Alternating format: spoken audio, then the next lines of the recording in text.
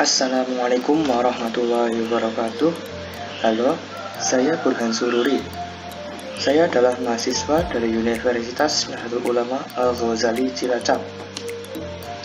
Video ini dibuat untuk memenuhi tugas pokok mata kuliah pengantar TIK dengan dosen pengampu Ninik Agustin MSc. Di sini saya akan memandu video presentasi pada kesempatan kali ini.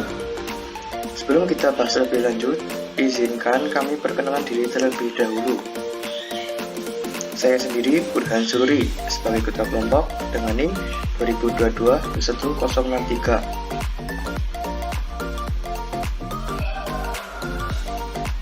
Kemudian ada Zahyani Junior Pramudita dengan NIM 2022-1043. Siti Karomatun Nisa Priyanti dengan NIM 2022-21031. Sri Wahyuni dengan NIM 2022-21032. Kami dari kelompok 6 akan membahas tentang media komunikasi nirkabel. Nirkabel secara harfiah memiliki pengertian tanpa sambungan kabel atau dalam bahasa Inggris biasa dikenal sebagai wireless.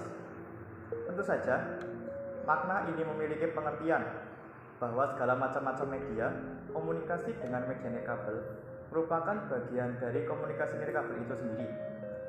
Secara komunikasi jarak jauh pada mulanya mungkin identik dengan sambungan telepon yang menggunakan sambungan kabel. Namun demikian, di era kecanggihan teknologi sekarang ini, komunikasi biasa dilakukan bahkan tanpa harus menggunakan sambungan kabel.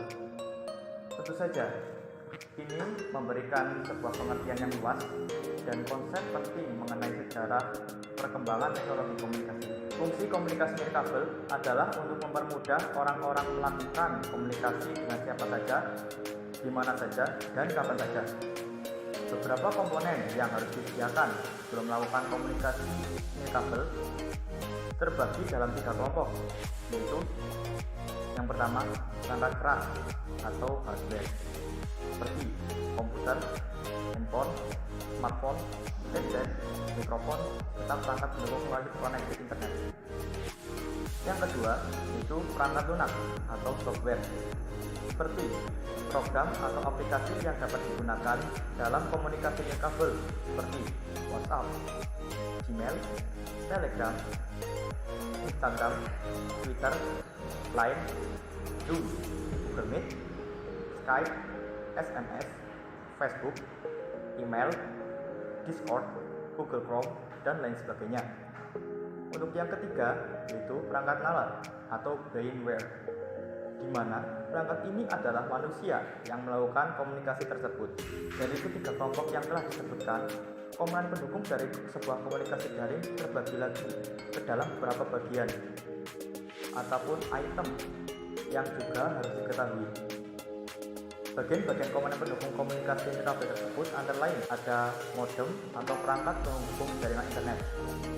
Seperti namanya, modem atau perangkat penghubung jaringan internet merupakan alat yang paling berguna dan paling penting untuk mensukseskan komunikasi daring atau nirkabel. Modem atau perangkat penghubung jaringan internet ini akan bekerja dengan menghubungkan jaringan internet ke dalam sebuah komputer, smartphone, ataupun gawai Anda dengan mengkonversi sinyal digital menjadi bentuk sinyal analog dan ditransmisikan melalui jalur telepon.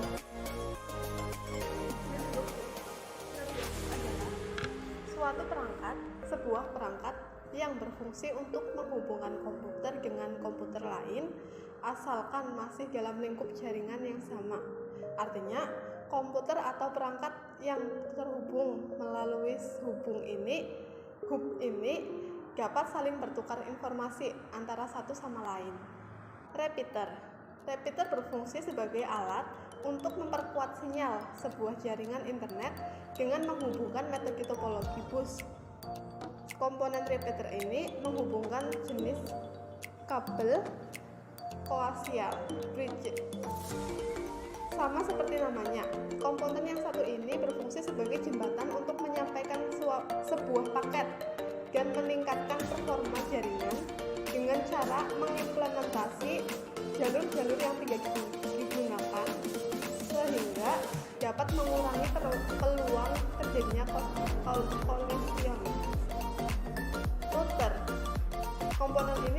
dengan melakukan routing dari satu LAN ke LAN yang lain, serta menentukan rute terbaik untuk pengirim data dalam jaringan yang dipilih. Transmitter atau receiver. Transmitter atau receiver akan bekerja secara simultan pada sebuah perangkat jaringan, di mana fungsi utamanya adalah untuk mentransmisikan atau menerima jaringan. Saat ini terdapat berbagai macam perangkat transmitter dan receiver yang beredar di pasaran, antara lain LAN card, modem, hingga WLAN. Wireless Access Point atau WAP. Wireless Access Point adalah sebuah perangkat yang bekerja untuk memberikan izin kepada perangkat nirkabel atau wireless agar terhubung ke jaringan komputer. WAP akan menggunakan jaringan yang ada dan menyebarkan akses dari koneksi tersebut. Agar WAP bekerja dengan baik, perangkat penerima jaringan harus memiliki WATOR, Local Area Network atau LAN card. Local Area Network adalah sebuah program data komputer yang akan mentransmisikan jaringan yang tersedia melalui media transmisi dan diterima kembali di komputer penerima dengan bantuan sebuah LAN card atau disebut Network Interface Card (NIC) atau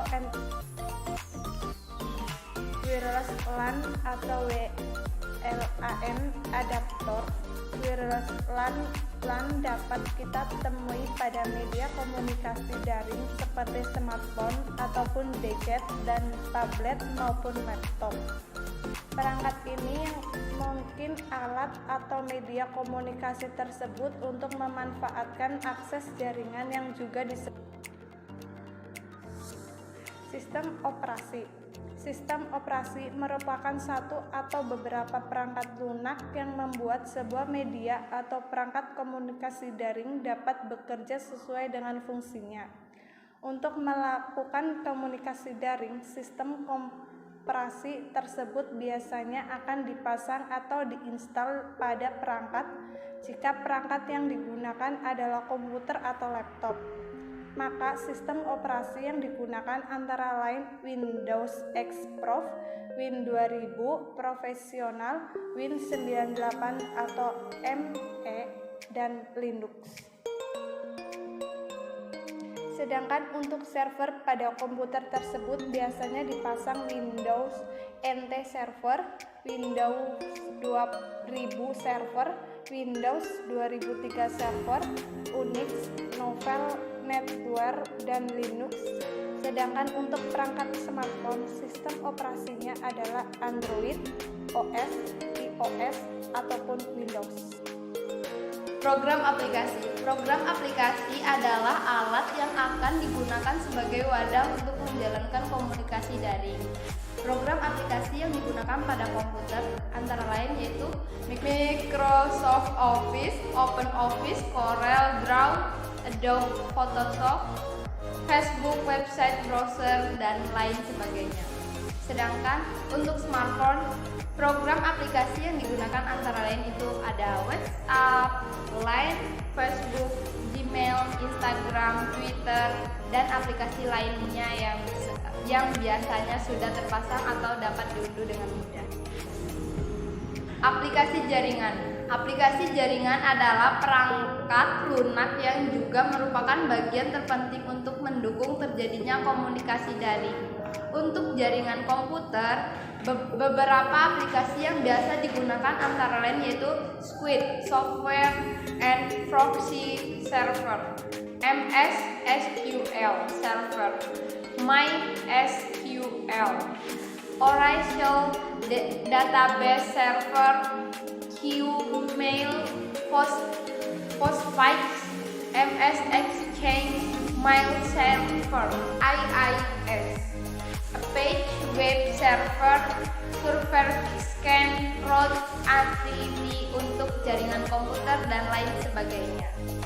Sedangkan untuk aplikasi jaringan pada sebuah handphone biasanya hanya perlu menambahkan SIM card yang menyediakan layanan data internet. Bahasa pemrograman. Bahasa pemrograman adalah sebuah perangkat lunak yang memberikan akses kepada pengguna program tersebut untuk membuat program atau aplikasinya sendiri. Program tersebut antara lain adalah Pascal, C, C++, Visual Basic, C++, Net, Delphi, Java, PHP, ASP, JSP, Python, Ruby, dan lain-lain. Penyedia jaringan atau ISP, Internet Service Provider. Ketika semua komponen sudah dirancang dengan baik dan pengguna jaringan juga telah siap untuk menggunakannya, semuanya akan berantakan ketika tidak ada penyedia jaringan.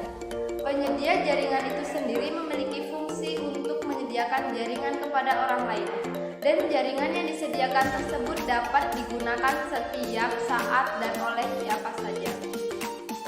Di Indonesia, penyedia jaringan ada beberapa perusahaan, antara lain yaitu PT Telekomunikasi Indonesia, PT XL, Axiata, PT Smartfren, Telekom Tbk, PT Hutchison 3 Indonesia, dan lainnya.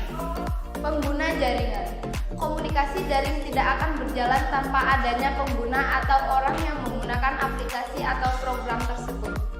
Ketika seseorang ingin berkomunikasi daring, maka orang tersebut harus menggunakan seluruh komponen tersebut dan menjadikannya satu kesatuan yang tidak terlepas. Fungsi lain dari pengguna jaringan adalah sebagai pemantau atau pengawas. Apakah jaringan yang digunakannya tersebut bisa melakukan komunikasi daring? Oke, mungkin cukup sekian video presentasi kali ini. Kami dari kelompok 6 mengucapkan terima kasih karena telah bersedia menonton video ini. Wabillahi taufiq wal hidayah. Wassalamualaikum warahmatullahi wabarakatuh.